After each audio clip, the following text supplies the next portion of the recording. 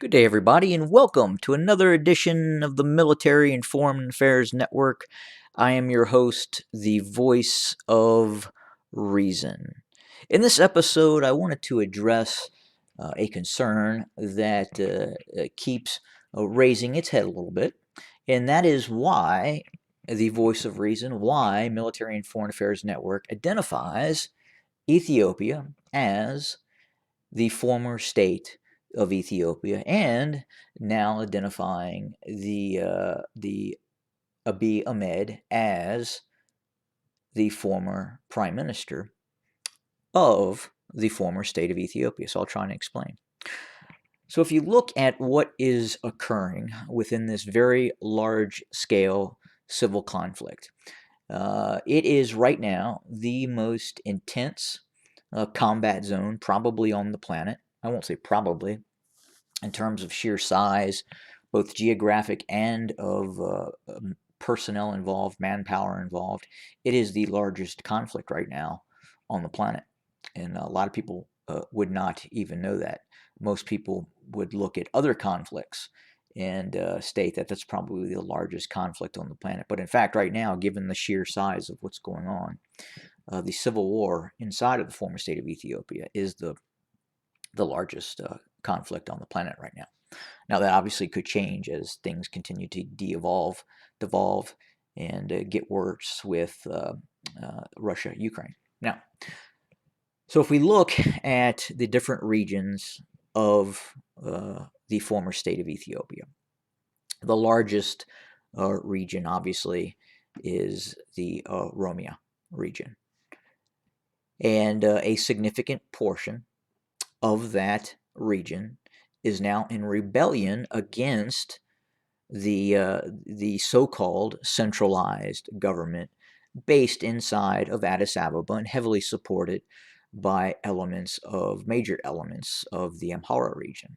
So again, I use this map.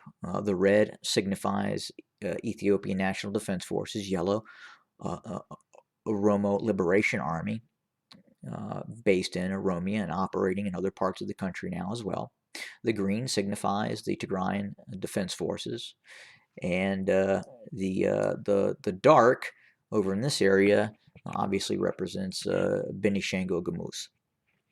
Now, you have three very, very large factions in utter rebellion against this former centralized government and the Prosperity Party. So again, if you take into account Oromia being the largest, the Oromo being the largest ethnic group in the former state of Ethiopia, probably 40 to 50% of the Oromia region does not now support the centralized government of Abiy Ahmed and the Abiy Ahmed loyalists of the Prosperity Party. You see a fairly significant portion of the Gumez also in rebellion in the Benishangul regions as well. And then finally, you have, of course, the Tigrayan Defense Forces and the Tigray region. The Tigray region is for all intents and purposes now a independent region with its own armed forces that now controls probably the better part of half of the Amhara region, or at least a third of it. And these forces are now operating with the Oromo Liberation Army. So the society has fragmented, clearly. It has fragmented. The peoples living in the Tigray region do not see themselves as part of the Prosperity Party, as part of this centralized organization led by Abiy Ahmed.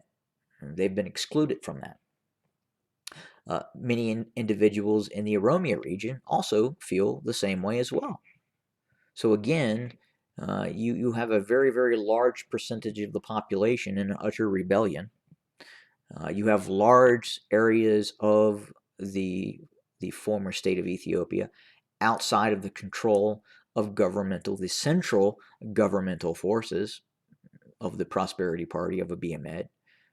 You can see these areas in yellow are fully controlled by the Oromo Liberation Army. The centralized government has been evicted from a large part of what you would define as Ethiopia. And then obviously there are areas that the central government does control. But these organizations, the Oromo Liberation Army, the Tigrayan Defense Forces, they simply do not recognize this central authority.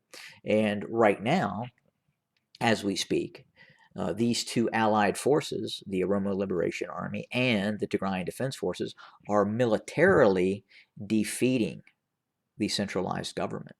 So at some point in time, we could see the fall of Addis Ababa, also known as Fenfene, and we could see the collapse of the centralized government. And obviously, those folks living in Addis Ababa would then understand that their government has collapsed. Indeed, they're not feeling that now. Now they're starting to feel the pressure of it. Obviously, draconian measures are underway in the capital, and other things are going on to obviously make things feel as they are not normal. And that pressure will continue, and especially if we see a final military defeat of these federal forces and the Tigrayan Defense Forces were to roll into Addis Ababa, then that would change everything. And then what does the country look like? Obviously, the Amhara region would probably still continue to fight, and would if you flip the coin and you put the Tigrayan Defense Forces in control of Addis Ababa, does the Amhara region still recognize the state of Ethiopia as Ethiopia? I would say probably not. And they would see themselves as more or less an autonomous region struggling against the TDF and the Oromia region as well. But we're not there quite yet, but we are getting there very quickly. And then obviously you have other areas that are semi-loyal to the government, the Afar region. You may have certain areas within the Somali regions start to rebel as well if they haven't started doing that already. But again, large areas of the country are not controlled by the centralized government, and you have a very large component of these regions now fully at war and militarily defeating this centralized government. Right now, if things continue to progress, the Prosperity Party will be driven from Ethiopia as well as will Abiy Ahmed. I mean, he may go to the Amhara region. He may, in all probability, go to Eritrea or the United Arab Emirates. It's hard to say. But obviously, the conflict isn't over with yet, and it still continues. But that is why I call the former state of Ethiopia. And then the prime minister, the former prime minister, obviously, he did relinquish power when he fled the capital and allegedly went to control battlefield units and take a more hands-on approach in unknown areas of the country. We still don't know really where he is at, but he has left the seat of power. He has vacated that, and quite possibly he could be in the Afar region. He could have fled to Samara. He could be in Eritrea. It's hard to say where he's at. But obviously he was not comfortable staying in the so-called federal capital of Addis Ababa, given the advance of the TDF and the Oromo Liberation Army, that in all probability that is the fact why he indeed left the capital. It's probably just not safe for him.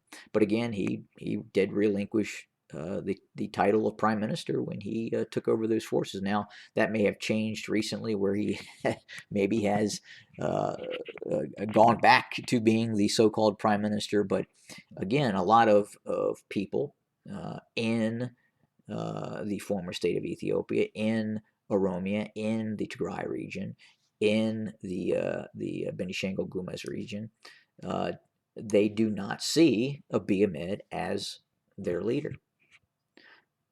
You may have individuals in Addis Ababa, in Oromia that do, but there are also significant amounts of the population that simply do not see him as an elected leader. And he was not, in the best sense of the term, as you would look at other democracies, he was not directly elected by the people. In fact, he's thrown quite a few of his of the opposition parties in prison. So the individuals that that would have run against Abiy Ahmed, especially from the Oromia region, have found themselves incarcerated for simply being in opposition to the Prosperity Party and attempting to run against Abiy Ahmed.